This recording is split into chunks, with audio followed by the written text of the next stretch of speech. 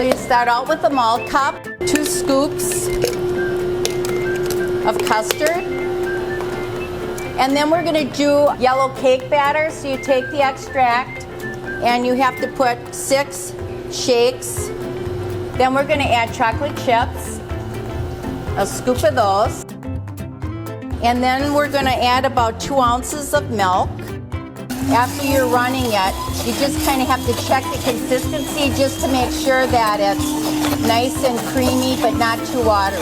And then you top it off with whipped cream. That's it. So this is yellow cake batter with chocolate chips.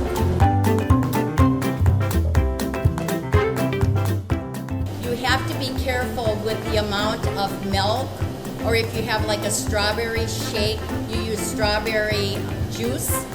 That tends to make it a little more liquidy. So depending on how hard or soft that the custard is run through our machine, you kind of have to feel for it because we like our malter shakes thick.